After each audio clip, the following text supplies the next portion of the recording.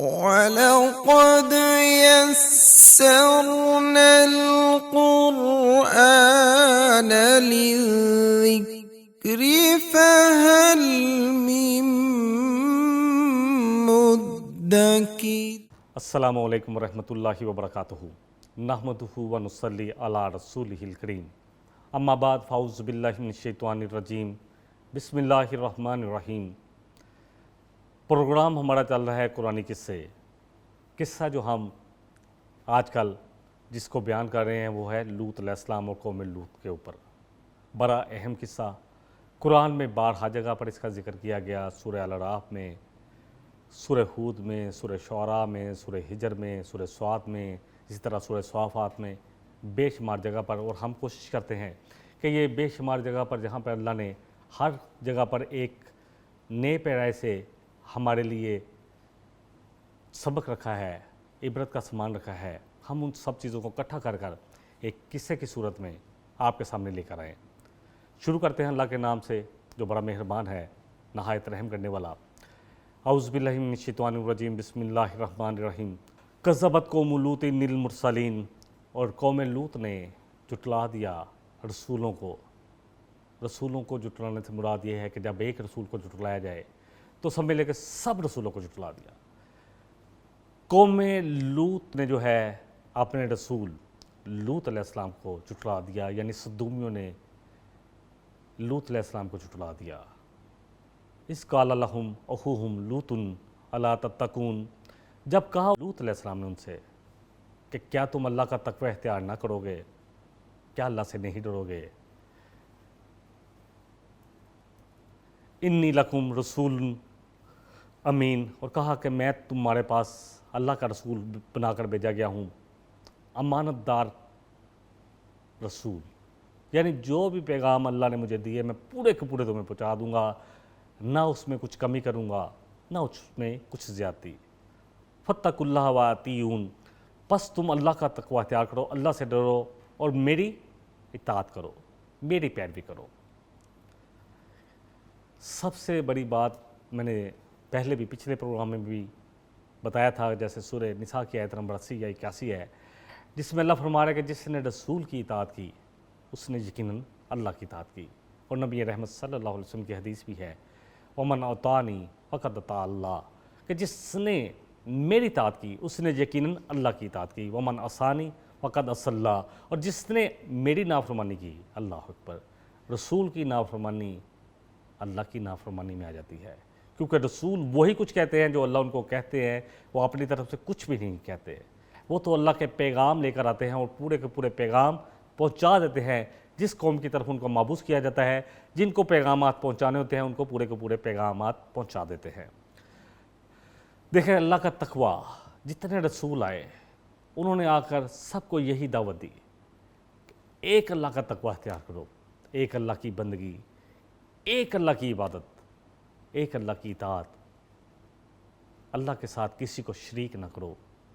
اللہ کے ساتھ طاغوت کو شامل نہ کرو۔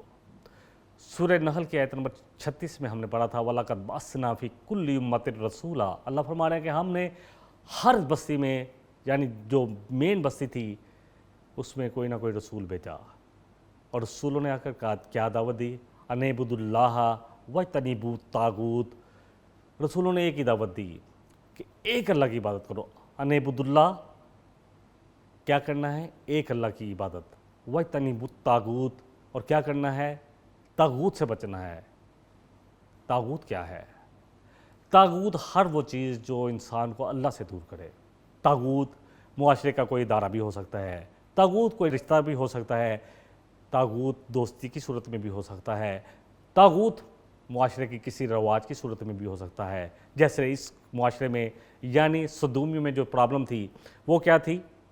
صدومی جو تھے یہ ہم جنس پرستی میں ملوث ہو گئے تھے، یہ بھی طاغوت ہے۔ اللہ کے فطری عمل کو چھوڑ کر جو اللہ نے بنایا، اللہ نے ایک مرد اور عورت کا رشتہ قائم کیا نکاح کی صورت میں، شوہر اور بیوی کی صورت میں، اس کو چھوڑ کر اپنی جائز خواہش شہوت پوری کرنا، مردوں کا مردوں کے ساتھ یا اللہ معاف کرے عورتوں کا عورتوں کے ساتھ، یہ سب بھی طاغوت میں آ جاتا ہے۔ اللہ کی نافرمانی کا کام، اللہ کی حدود کو پامال کرنے والے کام، اللہ کی حدود سے اسراف کرنا، حد سے باہر نکلنا، یہ سب طاغوت ہے۔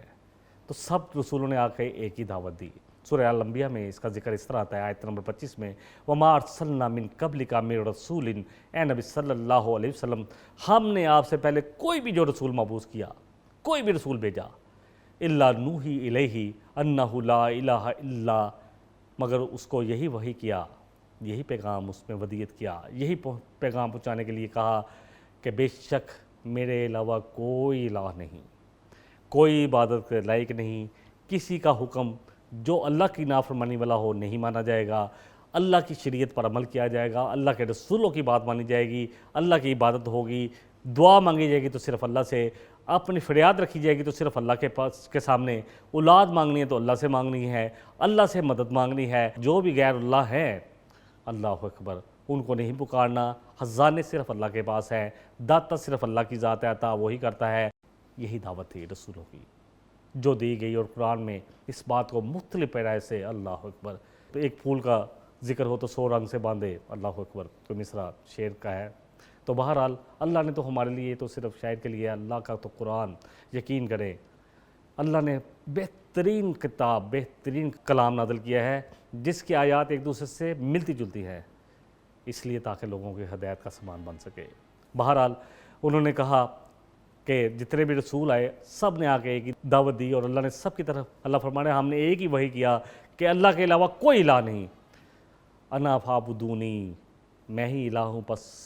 میری ہی عبادت کرو، یہ اللہ فرما رہے ہیں۔ ہمیں اللہ ہی کی عبادت کرنی ہے، کوئی اللہ کے علاوہ عبادت کے لائق نہیں،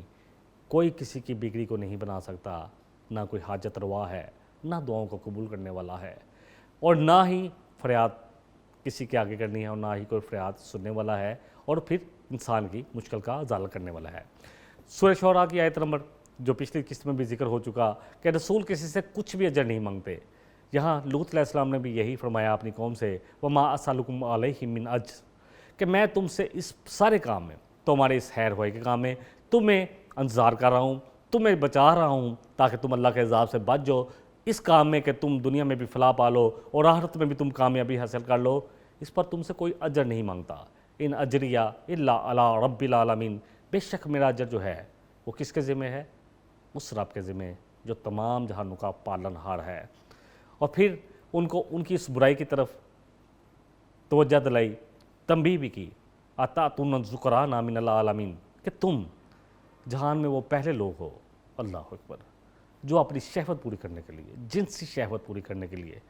جنسی خواہش پوری کرنے کے لیے، جس کو اللہ نے ہمارے اندر رکھا ہے، اور اس کا جائز طریقہ بھی اللہ نے رکھا ہے، جیسے پہلے بھی بیان کیا جا چکا کہ نبی رحمت صلی اللہ علیہ وسلم نے فرمایا کہ جب کوئی شخص اپنی بیوی سے تعلق قائم کرتا ہے، جب مسلمان جو مومن بندہ ہے، تو اس کا بھی اجر ہے۔ تو صحابہ نے عرض کیا، اللہ کے رسول صلی اللہ علیہ وسلم، یہ تو ہم اپنی خواہش پوری کرنے کے لیے کرتے ہیں۔ فرمایا اگر یہی خواہش تم کسی اور سے کرو، اللہ کی نافرمانی کے کام سے کرو، تو کیا گناہ ہوگا؟ کہا ہوگا۔ تو پھر فرمایا کہ تم جب اللہ کے بتائے ہوئے طریقے کے مطابق کرو گے تو اس میں بھی اللہ نے تمہارے لیے اجر رکھ دیا ہے۔ الحمدللہ، دین فطرت میں کافی کہتا ہوں کہ الحمدللہ کوئی بھی چیز ایسی نہیں ہے جو ہماری خواہش میں ہو اور اللہ نے اس سے ہمیں منع کیا ہو۔ ہاں، کچھ چیزیں متعین کر دی کہ یہ ہے، اس طریقے سے کرو گے، یہ کام کرو گے، یہ حلال ہے، یہ حرام ہے، اور اس میں ہمارا ہی فائدہ ہے۔ اور کہا بل انتم قوم عادون، بلکہ تم تو وہ قوم ہو جو حدوں کو پامال کرنے والے ہو، حد سے گزرے ہوئے لوگ۔ سورہ الاعراف کی آیت نمبر 82 میں ہم نے پڑھا تھا کہ قوم کے پاس کوئی دلیل تو نہ تھی، کوئی اور جواب نہ تھا، کیسے دلیل پیش کرتے اس حرام کام پہ، اس کبیح کام پر، اس بے حیائی والے کام پر؟ صرف ایک ہی بات تھی، ایک دمکی، ایک تمسر، ایک طنز۔ اللہ اکبر، کیا کہا قوم نے، کیا جواب دیا؟ سورہ الاعراف کی آیت نمبر 82 میں آتا ہے وما کانا جواب قومہ، نہیں تھا قوم کے پاس سوائے اس کے کوئی اور جواب، ان قالوا اخرجوہم، کہ انہوں نے کہا کہ نکالو ان کو، من قریتکم، اپنی بستی سے، تم لوگ سب مل کے، پوری کی پوری بستی مل جاؤ، ان کو نکالو اپنی بستی سے، انہم اناس، بے شک یہ کچھ لوگ ہیں، یتطہرون، جو اپنے آپ کو بڑا پاک باز سمجھتے ہیں۔ اللہ اکبر، یہ تھا جواب۔ خیر ہوائی کا جواب کیا ملا کہ نکالو ان کو اپنی بستی سے۔ سورہ عنکبوت میں بھی ہم نے پڑھا تھا، اس کا ذکر بھی پہلے گزر چکا ہے، آیت نمبر 28 میں، وَلُوطًا إِذْ قَالَ لِقَوْمِهِ إِنَّكُمْ لَتَأْتُونَ الْفَاحِشَةَ، لوط علیہ السلام جب اس نے کہا اپنی قوم سے کہ تم آتے ہو اس بے حیائی کے کام کی طرف، وہ فاحش کام کرتے ہو، ما سبقکم بہا من احد من العالمین، جو تم سے پہلے جہان میں کسی ایک نے بھی نہیں کیا۔ اللہ اکبر۔ لیکن وہی بات ہے، جواب تو قوم کا وہی تھا کہ نکالو ان کو اپنی بستی سے باہر۔ لوط علیہ السلام نے ان سے مزید کہا سورہ عنکبوت کی آیت نمبر 29 میں، اَإِنَّكُمْ لَتَأْتُونَ الرِّجَالَ، کیا تم آتے ہو اپنی شہوت کو پوری کرنے کے لیے مردوں کے پاس، اپنے گھر عورتوں کو چھوڑ کر، اپنی بیویوں کو چھوڑ کر، وَتَقْطَعُونَ السَّبِيلَ، اور تم لوگوں کے راستے کاٹتے ہو، راست زنیاں کرتے ہو، ان کو لوٹتے ہو۔ اللہ اکبر۔ اور کہا جاتا ہے کہ لوگ جب مہمان بن کے ان کے پاس آتے تو یہ کوشش کرتے کہ ان کے ساتھ بھی یہ بد فعل کرے، ان کے ساتھ بھی یہ اس طرح کا کام کرے۔ وَتَأْتُونَ فِي نَادِكُمُ الْمُنْكَرَ، اور تم اپنی مجالس میں، اپنے کلبوں میں سر عام یہ کام کرتے ہو۔ فَمَا كَانَ جَوَابَ قَوْمِهِ، بس نہیں تھا جواب ان کی قوم کا سوائے یہ، إِلَّا أَنْ قَالُوا، مگر انہوں نے کہا ائتنا بعذاب اللہ، لے آؤ اللہ کا عذاب جس سے تو ہمیں ڈراتا ہے، ان کنت من الصادقین، اگر تو واقعی کہتا ہے کہ تو سچا ہے اور تو اللہ کا رسول ہے اور تو جو کہہ رہا ہے وہ سچ ہے، اگر تیری دعوت سچ ہے تو لے آ وہ عذاب۔ اللہ اکبر۔ ہدایت نہیں مانگے گے، عذاب مانگ لیا۔ پھر ایسے لوگ جو ضد ہٹ درمی بات سمجھ میں آ رہی تھی، ان کو بھی سمجھ آ رہی ہوگی، فطرت کے خلاف چل رہے تھے، جب نہ سمجھنا چاہیں تو پھر ایسے لوگوں پر اللہ کا عذاب ہی آتا ہے، دلوں پر مہریں لگ جاتی ہیں، آنکھوں کے سامنے پردے آ جاتے ہیں۔ ایسے لوگوں کے بارے میں ذکر ہم پڑھتے ہیں سورہ البقرہ کی آیت نمبر 6 اور 7 میں۔ اللہ فرما رہے ہیں کہ وہ لوگ جنہوں نے انکار کر دیا اے نبی صلی اللہ علیہ وسلم، ضد ہٹ درمی تکبر کی وجہ سے، اب آپ کے لیے برابر ہے، آپ ان کو ڈرائیں، خبردار کریں یا نہ کریں، یہ ایمان نہیں لائیں گے۔ ختم اللہ علی قلوبہم وعلی سمعہم وعلی ابصارہم غشاوہ، اللہ نے ان کے دلوں پر بھی مہر لگا دی، کانوں میں ڈانٹ لگ گئے، آنکھوں کے سامنے پردہ، تکبر کا، حسد کا، بغض کا، ضد کا پردہ۔ ان کے لیے اب بڑا عذاب ہے، اس کے سوا کچھ نہیں۔ بہرحال سورہ شعراء کی آیت نمبر 167 اور 168 میں اس طرح آتا ہے کہ میں تمہارے تمام اعمال جو تم کرتے ہو ان سے بیزار ہوں، بہت رنجیدہ ہوں، بہت مجھے یہ تکلیف دے رہے ہیں، تمہارے تمام اعمال تم جو کر رہے ہو سب سے بڑا رنجیدہ ہوں۔ سورہ شعراء کی آیت نمبر 167 میں کہتے ہیں قالوا لئن لم تنتہی یا لوط، کہا کہ اے لوط علیہ السلام اگر تو ہمیں سمجھانے سے باز نہ آیا، اس برے کام سے باز کرنے سے باز نہ آیا، تو بار بار ہمیں روکتا ہے، اگر تو باز نہ آیا اپنی اس دعوت کے جو تمہارا اپنی طرف سے تو ہمارے ساتھ جو ہے ہوائی کر رہا ہے، اگر تو اس کام سے باز نہ آیا ہے لوط علیہ السلام، لَتَكُونَنَّ مِنَ الْمُخْرَجِينَ، تو ہم تجھے باہر نکال دیں گے، تجھے بستی سے دکے دے دے کے باہر نکال دیں گے۔ بہرحال لوط علیہ السلام، دیکھیں ابراہیم علیہ السلام جتنے بھی رسول اس سے پہلے بھی آئے، کیونکہ ابراہیم علیہ السلام کے یہ بھتیجے تھے اور اس کے بعد ان کے ساتھ ہی ان کو بھی نبی اور رسول کے طور پر مبعوث کیا گیا۔ ابراہیم علیہ السلام کا جتنی بھی دوستیاں تھیں، رشتہ داریاں تھیں، وہ صرف اللہ کی وجہ سے تھی۔ جو بھی شخص اللہ کے دشمن تھا، چاہے وہ ان کا باپ ہو، ان سب سے بیزاری انہوں نے ظاہر کی۔ سورہ ممتحنہ کی آیت نمبر 4 ہے قد کانت لکم اسوۃ حسنۃ فی ابراہیم، یقیناً اللہ فرما رہے ہیں تمہارے لیے ابراہیم علیہ السلام کا طریقہ، ان کا اسوہ حسنہ بہترین ہے، بہترین زندگی گزارنے کا طریقہ ہے، ان کی زندگی میں تمہارے لیے بہترین نمونہ ہے۔ والذین معہ، اور وہ لوگ جو ان کے ساتھ ہیں جیسے لوط علیہ السلام، حضرت سارہ علیہ السلام، یہ سب کے سب، اذ قالوا لقومہم، جب انہوں نے کہا اپنی قوم سے انا براء منکم ومما تعبدون، جب انہوں نے کہا لوط علیہ السلام یا ابراہیم علیہ السلام اور ان کے ساتھ جو تھے ایمان والے، اور ایمان والے تو اس وقت 2 ہی تھے، کہ ہم بڑی ذمہ ہیں، ہم بیزار ہیں تم سے بھی اور جن کو تم اللہ کے سوا پوجتے ہو، بندگی کرتے ہو، عبادت کرتے ہو، من دون اللہ کفرنا بکم، ہم تمہارا بھی انکار کرتے ہیں، وبدا بیننا وبینکم العداوۃ والبغضاء، اور تمہارے اور ہمارے درمیان ہمیشہ یہ عداوت، دشمنی اور یہ بغض رہے گا ابداً، ہمیشہ حتی تؤمنوا باللہ وحدہ، یہاں تک کہ تم ایک اللہ پر ایمان نہ لے آؤ۔ ہماری دوستیاں جو ہے نا وہ اللہ کے لیے ہوں گی، دشمنیاں اللہ کے لیے ہوں گی۔ اگر کسی کو دیا جائے گا تو اللہ کے لیے، روکا جائے گا تو اللہ کے لیے، کسی سے محبت کی جائے گی تو اللہ کے لیے، اور بغض بھی رکھا جائے گا تو اللہ کے لیے۔ نبی رحمت صلی اللہ علیہ وسلم نے فرمایا کہ جس نے محبت کی اللہ کے لیے، اگر کسی سے بغض رکھا تو وہ بھی اللہ کے لیے، کسی کو دیا تو اللہ کے لیے، اور کسی سے اگر روکا تو صرف اللہ کے لیے، اس نے اپنے دین کی، ایمان کی تکمیل کر لی۔ ہمارا سب کچھ اللہ کے لیے ہونا چاہیے، کیونکہ آخر کار ہم سب کو اللہ ہی کے پاس جانا ہے، اور یقین جانے یہ دنیا کی جتنی دوستیاں ہیں، یہ رشتہ داریاں یہ سب ختم ہو جائیں گی۔ سورہ مومنون میں آتا ہے کہ جب یہ دن قائم ہوگا تو تمام قسم کے نسبی رشتے ٹوٹ جائیں گے، تمام دوستیاں ختم ہو جائیں گی، تو یہ سب کچھ ختم ہو جائے گا۔ سورہ زاریات میں آتا ہے کالا فما، کیونکہ فرشتے جب آئے، اب کیونکہ قوم انکار کر رہی تھی، قوم ضد پہ آ گئی تھی، اپنی محفلوں میں گندے کام کر رہی تھی، سرے عام گندے کام کر رہی تھی، لوٹ مار کر رہی تھی، رازداری کر رہی تھی، مہمانوں کی بھی عزت اکرام نہیں کیا جا رہا تھا، ان کا مال بھی لوٹ لیا جاتا اور ان کے ساتھ برا فعل بھی کیا جاتا، یہ سب کچھ ہو رہا تھا۔ تو اللہ نے فرشتے بھیج دیے لوط علیہ السلام کی قوم پر، کیونکہ انہوں نے خود مانگ لیا تھا عذاب کہ لے آ پھر لوط وہ عذاب جس سے تو ہمیں ڈراتا ہے، خبردار کرتا ہے۔ تو لوط علیہ السلام کے پاس جب وہ فرشتے آئے تو وہ اس سے پہلے ابراہیم علیہ السلام کے پاس خوشخبری لے کر آئے۔ ابراہیم علیہ السلام کو اللہ نے دوسرے بیٹے کی خوشخبری دی فرشتوں کے ذریعے، حضرت سارہ علیہ السلام جو کہ اس وقت بوڑھی تھی۔ ابراہیم علیہ السلام کی عمر جو آتا ہے روایات میں تقریباً 98 سال تھی۔ 86 سال کی عمر میں اللہ نے آپ کو اسماعیل علیہ السلام جیسا بیٹا عطا فرمایا، جو بڑا حلم والا تھا، جو حضرت ہاجر علیہ السلام سے تھا۔ اب ان کی جو بیوی جو ان کے ساتھ ہجرت کر کے آئی تھی، حضرت سارہ علیہ السلام، ان کے لیے بھی خوشخبری آئی، اور ابراہیم علیہ السلام کے لیے اب دوسرے بیٹے کی خوشخبری آئی، اسحاق علیہ السلام کی۔ تو فرشتے جو ہے پہلے ان کے پاس آئے، اس کا ذکر سورہ ہود میں بھی آتا ہے،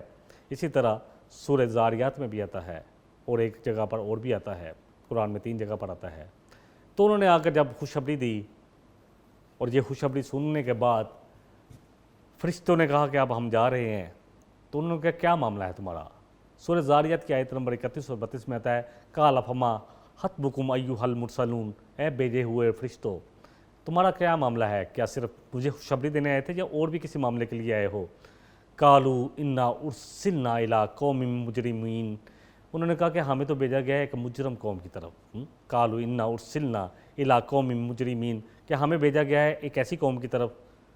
جو ایک برے جرم کے ارتکاب کر رہے ہیں، بے حیائی کا ارتکاب کر رہے ہیں، ایک فحش کام کا ارتکاب کر رہے ہیں، وہ لوگ جو مجرم ہیں ان کی طرف بھیجا گیا ہے جن کا جرم بہت بڑا ہے۔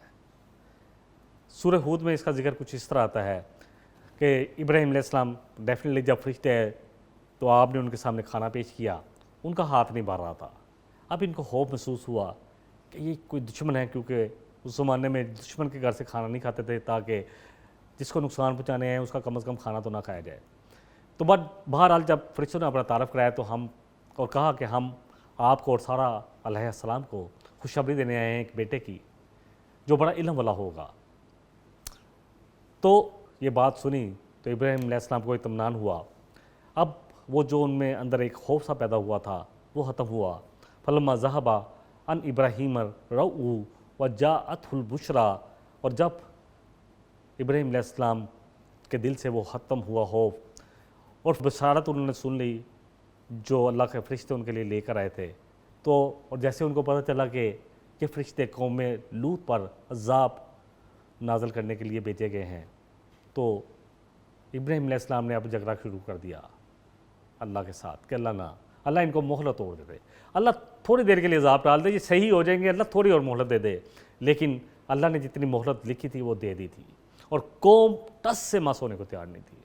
قوم کہہ رہی تھی کہ اے لوط اگر تو بات نہ آئے تو ہم تجھے شہر سے باہر نکال دیں گے، اپنے اس علاقے سے دھکے مار مار کر نکال دیں گے۔ قوم دھمکیاں دے رہی تھی، تمسخر اڑا رہی تھی، طنز کر رہی تھی لوط علیہ السلام پر کہ اے لوط لے آ وہ عذاب جس سے تو ہمیں ڈراتا ہے۔ اب اللہ کا فیصلہ آ چکا تھا، اور اللہ کا فیصلہ نہیں ٹلتا جب کسی قوم پر اللہ کا فیصلہ آ جاتا ہے۔ بہرحال ابراہیم علیہ السلام کیونکہ بڑا نرم دل رکھنے والے تھے، بڑا ہمدرد، بڑا خیر ہوا، اللہ اکبر، دل رکھنے والے لوگوں کے لیے خیر خواہی بہت زیادہ تھی۔ اللہ جس کا ذکر فرما رہے ہیں اگلی آیت سورہ ہود کی آیت نمبر 75 میں، اِنَّ ابراہیم لحلیم اواہ منیب، ابراہیم بہت حلم والے تھے، بہت بردبار، بڑا نرم دل رکھنے والے اور اللہ کی طرف بہت رجوع کرنے والے۔ کہا گیا یا ابراہیم آرز ان ھذا، تو اس بات سے بعد آ جا، نہ جھگڑا کر، نہ ہم سے ضد کر، نہ ہمیں بار بار کہہ کے ابھی مہلت دے دیں، بعد آ جا، انہ قد جاء امر ربک، فرشتوں نے کہا کہ اب تیرے رب کا حکم آ چکا ہے، اب یہ ٹالا نہیں جا سکتا، وَإِنَّهُمْ آتِيهِمْ عَذَابٌ غَيْرُ مَرْدُودٌ، اب ان پر وہ عذاب آ کے رہے گا جو ٹال نہیں سکتا، رد نہیں کیا جا سکتا۔ اللہ اکبر۔ سورہ عنکبوت میں آتا ہے اسی طرح ذکر، عنکبوت میں بھی یہ ذکر آتا ہے، میں نے کہا تھا تیسری جگہ پر سورہ عنکبوت میں آتا ہے اس کا ذکر، کہ فرشتے جب آئے ابراہیم علیہ السلام کے پاس، وَلَمَّا جَاءَتْ رُسُلُنَا، اللہ فرما رہے ہیں کہ اب ہمارے بھیجے ہوئے رسول یعنی فرشتے آئے، رسولنا ابراہیم بالبشریٰ، ابراہیم علیہ السلام کے پاس بشارت کے ساتھ، قالوا انا مہلکو اہل ھذہ القریہ، تو انہوں نے کہا کہ ہم ہلاک کرنے آئے ہیں اس بستی کو، یعنی سدومیوں کو، امورا کی بستیوں کو، یہ جو علاقہ ہے جس کی طرف لوط علیہ السلام کو مبعوث فرمایا گیا، ان بستیوں کو ہلاک کرنے کے لیے آئے ہیں۔ انا اہلھا کانوا الظالمین، اللہ اکبر، کیونکہ رہنے والے یہاں کے بڑے ظالم ہو گئے ہیں، اللہ کی نافرمانی بھی کر رہے ہیں، سرے عام کر رہے ہیں، ڈٹائی کے ساتھ کر رہے ہیں، اب ان کو ہلاک کرنا پڑے گا، اللہ کا حکم آ گیا ہے۔ انہوں نے کہا کالا انا فیہا لوطا، انہوں نے کہا لوط علیہ السلام 20 میں ہیں، یعنی ابراہیم علیہ السلام نے ان کو سمجھایا کہ تم اس بستی پر عذاب نازل کرنے آئے ہو، اس میں تو لوط علیہ السلام بھی رہتے ہیں۔ قالوا نحن اعلم بمن فیہا، فرشتوں نے کہا ہم خوب جانتے ہیں کہ اس میں کون کون رہتا ہے۔ لَنُنَجِّيَنَّهُ وَأَهْلَهُ إِلَّا امْرَأَتَهُ، ہم بچا لیں گے اس کو بھی، ہم نجات دیں گے، ہم بچا لیں گے اس کو بھی اور اس کے گھر والوں کو بھی، ما سوائے اس کی بیوی کے، کانت من الغابرین، وہ پیچھے رہنے والوں میں سے ہوگی، غابر غبر سے ہے، غبار بھی اسی سے آتا ہے، جب کوئی گزر جاتا ہے تو پیچھے رہ جاتا ہے غبار، اسی سے یہ لفظ آیا ہے کہ وہ پیچھے رہنے والوں میں سے ہوں گی۔ لوط علیہ السلام کی بیوی، اللہ اکبر، کسی بھی نبی کی بیوی جو ہے وہ جب حق کے ساتھ نہ ہو تو پھر اللہ رشتوں کو نہیں دیکھتے، چاہے کسی کا باپ ہو، ابراہیم علیہ السلام کا باپ ہو، چاہے نوح علیہ السلام کا بیٹا ہو، چاہے نوح علیہ السلام کی بیوی ہو، چاہے لوط علیہ السلام کی بیوی ہو، جو دین حق کے ساتھ نہیں ہے، جو اللہ کی فرما بردار نہیں ہے یا نہیں ہے، اللہ کا فیصلہ نہیں ہے، اللہ رشتہ داریوں کے ساتھ فیصلہ نہیں کریں گے۔ آج ہم سمجھتے ہیں کہ فلانی لڑ سے ہے اس لیے بخشے بخشائے ہیں، یہ ساری باتیں تو قرآن نے بہت واضح کر دی ہیں۔ اللہ کرے قرآن کو اپنی آنکھوں سے پڑھیں اور اللہ کرے کہ شیطانی وعدوں سے بچیں، کیونکہ شیطان کا کام ہی دھوکہ دینے ہے، اور وہ لوگ جو اللہ کی دلیل کے علاوہ لوگوں کو اپنی طرف سے خوشخبریاں دے رہے ہیں، ان کو بھی سمجھنا چاہیے کہ وہ دونوں چیزوں کے ذمہ دار ہوں گے، اس چیز کے بھی جس طرف لوگوں کو لگا رہے ہیں، اور اللہ تعالیٰ معاف کرے خود بھی اپنے اس عمل کے ذمہ دار ہوں گے۔ اللہ تعالیٰ ہم سب کو سمجھ دے، سب کو ہدایت دے۔ بہرحال فرشتوں نے کہا کہ ہم لازمی طور پر بچا لیں گے ان کو بھی اور ان کے گھر والوں کو بھی، ماں سوائے اس کی بیوی کے، وہ پیچھے رہنے والی ہوگی۔ سورہ ہجر میں، جیسے کہ میں نے پہلے کہا کہ سورہ ہجر میں بھی آتا ہے وہی بات، اللہ نے جب فرشتوں کو بھیجا تو فرشتوں نے جب خوشخبری سنا دی، ابراہیم علیہ السلام جو ہے خوشخبری سن لی، وہ جو خوف تھا، جو روب تھا فرشتوں کا، وہ ختم ہوا۔ قال فما خطبکم ایھا المرسلون، کہا کہ اے فرشتوں تمہارا معاملہ کیا ہے، کدھر آئے ہو، کیا خوشخبری دینے ہیں یا کچھ اور بھی کام؟ قالوا انا ارسلنا الی قوم مجرمین، یہاں بھی وہی الفاظ ہیں کہ کہا کہ ہم بھیجے گئے ہیں مجرم قوم کی طرف، الا آل لوط، مگر لوط علیہ السلام اور ان کی آل کے علاوہ، یعنی عذاب ہم نازل کرنے آئے ہیں لیکن لوط علیہ السلام اور ان کی آل پر نہیں ہوگا، ہم لازمی طور پر بچا لیں گے ان سب کے سب کو، یعنی لوط علیہ السلام اور ان کے ساتھ جو ان کے اہل ہیں، جو ایمان والے ہیں، ان کو بچا لیں گے۔ الا امرأتہ قدرنا انہا لمن الغابرین، مگر اس کی بیوی، اس کے لیے ہم نے لکھ دیا ہے، اس کی تقدیر میں لکھا جا چکا ہے اس کے عمل کی وجہ سے کہ وہ پیچھے رہنے والوں میں سے ہوئی۔ دیکھیں سورہ تحریم میں اللہ نے ذکر کیا ہے مثال کے طور پر مومنوں کے لیے ایسے لوگوں کے لیے جو اللہ کی نافرمانی کرتے ہیں ان کے لیے بھی ایک مثال کو، مومنوں کے لیے ایک ہدایت کا سبق اور عبرت، اور کافروں کے لیے ایک مثال جو اللہ کی بات نہیں سنتے۔ قیامت کا دن، اللہ اکبر اللہ اکبر، یوم یقوم الروح والملائکۃ صفا لا یتکلمون الا من اذن لہ الرحمن وقال صوابا، کہ جب روح امین جبریل امین جیسے فرشتے اور تمام فرشتے، تمام روحیں کھڑی ہوں گی، اللہ اکبر، تو اللہ کہہ رہے ہیں کسی میں بولنے کی ہمت نہیں ہوگی مگر وہی بول پائے گا جس کو رحمان اجازت دیں گے، اور بات بھی کرے گا تو سچ بات۔ یہاں رسول اپنی بیویوں کو نہیں بچا پائے۔ یہ مثال اللہ پیش کر رہے ہیں ایسے لوگوں کی جو اللہ کے قرآن کو نہیں پڑھتے، اپنی طور پر لوگوں کو ایسی باتیں بتاتے ہیں جن کا قرآن اور سنت میں کوئی بھی ثبوت نہیں ہے۔ آیت نمبر 10 ہے، اللہ مثال بیان کرتے ہیں، ضرب اللہ مثلا للذین کفروا امرأۃ لوط، دو لوگوں کی، کافروں کے لیے جو اللہ کی بات نہیں مانتے، اللہ دو لوگوں کی مثال بیان کرتے ہیں۔ دو لوگ جو اللہ کے رسول اور نبی تھے، ان کی جو زوجہ تھی، دونوں کی جو بیویاں تھیں، ان کی مثال بیان کرتے ہیں، نوح علیہ السلام کی بیوی کی، لوط علیہ السلام کی بیوی کی۔ اللہ فرما رہے ہیں کانتا تحتا عبدین من عبادنا صالحین، یہ دونوں ہمارے ایک نیک اور صالح رسولوں کی بیویاں تھیں، انہی کی زوجیت میں تھی، بس انہوں نے ان کے مشن سے، دین سے خیانت کی، فلم یغنیا عنہما من اللہ شیئا، تو وہ اللہ سے ان کے لیے کچھ بھی کام نہ آ سکے دنیا میں بھی۔ وقیل ادخلوا النار مع الداخلین، کیا کہا جائے گا ان دونوں عورتوں سے جو رسولوں کی زوجیت میں تھی، اللہ اکبر، کیا کہا جائے گا؟ وقیل ادخلا، کہا جائے گا کہ داخل ہو جو النار مع الداخلین، کس میں؟ اس جہنم کی آگ میں داخل ہونے والوں کے ساتھ۔ یعنی دونوں بیویاں کن کی ہیں؟ نوح علیہ السلام، لوط علیہ السلام، جن کو اللہ نے رسولوں میں سے پیدا فرمایا، رسول تھے، اللہ کا پیغام لے کے آئے تھے، ان دونوں کی بیویاں جو ہیں ان کو کہا جائے گا کہ اب تم جہنمیوں کے ساتھ جہنم میں داخل ہو جاؤ۔ کیا وجہ تھی؟ وجہ یہ تھی کہ اللہ کے دین کے ساتھ خیانت کی گئی، اللہ کے دین کے ساتھ بے وفائی کی گئی، اللہ کے دین کے ساتھ جو ہے وہ حق ادا نہ کیا گیا جو کرنا چاہیے تھا، کیونکہ ان کی ہمدردی، لوط علیہ السلام کی جو بیوی تھی وہ قوم میں سے تھی، یعنی سدومی میں سے تھی۔ انہوں نے کوئی، اللہ معاف کرے، کچھ لوگ اس طرف جاتے ہیں کہ انہوں نے شاید کوئی بدکاری کی، نبی کی بیوی بدکار نہیں ہو سکتی، یہ بات بہت واضح ہے اور اس کو انشاءاللہ تعالی ہم دلیل کے ساتھ بیان کریں گے۔ ہاں، اگر وہ نبی کے مشن میں اس کے ساتھ نہیں کھڑی،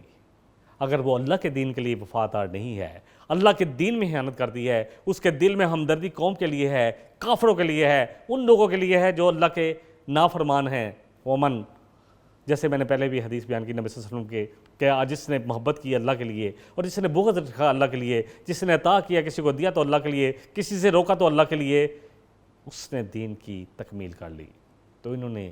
ان کی ہمدردیاں پیچھے تھیں اپنی قوم کے ساتھ، رسول کے ساتھ نہیں تھی، اللہ کے دین کے ساتھ نہیں تھی، تو پھر اللہ کو کوئی پرواہ نہیں ہے، چاہے ابراہیم علیہ السلام کا باپ ہو، آزر ہو، یا نوح علیہ السلام کا سگا سلبی بیٹا ہو، یا نوح علیہ السلام کی بیوی ہو، یا لوط علیہ السلام کی بیوی ہو، اللہ کے ہاں عدل کا جو تقاضا ہے، اللہ اکبر، ہر شخص کو اپنے عمل کا خود حساب دینا ہے، کوئی کسی کا وزن نہیں اٹھائے گا۔ وہ ایسا دن ہے جب، اللہ اکبر، انسان شوہر بیوی سے، بیوی شوہر سے، بھائی بھائی سے، بھائی بہن سے، بہن بھائی سے، ماں باپ سے، باپ بیٹے سے، ماں بیٹے سے، بیٹی ماں سے، سب ایک دوسرے سے دور بھاگیں گے، کوئی نسبی رشتہ نہیں رہے گا، اللہ اکبر، کوئی نسبی رشتہ نہیں رہے گا، کوئی رشتہ داری نہیں رہے گی جو دنیا کی ہے، بلکہ سورہ المعارج میں آتا ہے کہ اس دن چاہے گا وہ مجرم کہ کاش میں آج فدیے کے طور پر اپنے بیٹوں کو دے دوں، اپنی بیوی کو دے دوں، اپنے ماں باپ کو دے دوں، سارے کے سارے کنبے قبیلے کے دے دوں اور نجات پا لوں، لیکن نہیں نجات پا پائے گا، کیونکہ سب کو اپنا امتحان دینا ہے، کوئی بھی کسی کے کام نہ آ پائے گا اس دن، اللہ اکبر، اللہ کرے یہ بات ہماری سمجھ میں ہے۔ خیانت سے مراد کیا ہے؟ جو انہوں نے خیانت کی اس کو بات کو کلیئر کر لیتے ہیں انشاءاللہ تعالیٰ، اس کے ساتھ اپنا آج کا جو ہے وہ مکمل کر لیتے ہیں پروگرام۔ خیانت سے کیا مراد ہے؟ حضرت عبداللہ بن عباس فرماتے ہیں رضی اللہ عنہ، اور ان کے ساتھ بہت سارے صحابہ نے یہ فرمایا ہے کہ انہوں نے دینی معاملات میں اپنے شوہروں کی پیروی نہیں کی، اطاعت نہیں کی،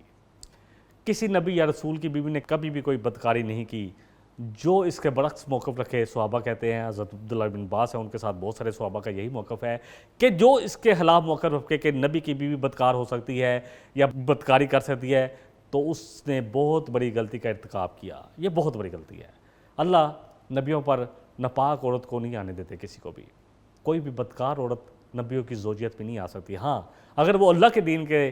ساتھ پورا حق ادا نہیں کرتی، اس کے ساتھ خیانت کرتی ہے، اس کی ہمدردی اگر پیچھے کافروں کے ساتھ ہے تو پھر اس کی پکڑ آ جاتی ہے. تو اس نے بہت بڑا ارتکاب کیا. اللہ کرے کہ اللہ یہ باتیں جتنی بھی بیان کی گئی ہیں قرآن میں، یہ سب کے سب ہمارے لیے عبرت کا سامان بھی ہے، سبق بھی ہے. ان میں ہمارے لیے بہت نصیحت ہے، بڑا ذکر ہے. اور اللہ سے دعا ہے کہ اللہ جتنا بھی ان میں ذکر ہے، نصیحت ہے، اس سے ہم سب کو بہرہ مند فرمائے. اللہ کرے کہ ہم قرآن اور سنت کا صحیح فہم حاصل کریں، اور پھر اللہ تعالیٰ اپنی فضل سے ہمیں صحیح فہم بھی دے، اپنے خاص فضل سے عمل کی توفیق بھی عطا فرمائے. واخر دعوانا ان الحمد للہ رب العالمین. سبحانک اللہم و بحمدک، اشہد ان لا الہ الا انت، استغفرک و اتوب الیک. والسلام علیکم ورحمۃ اللہ وبرکاتہ. وَلَقَدْ يَسَّرْنَا الْقُرْآنَ لِلذِّكْرِ فَهَلْ مِن مُّدَّكِرٍ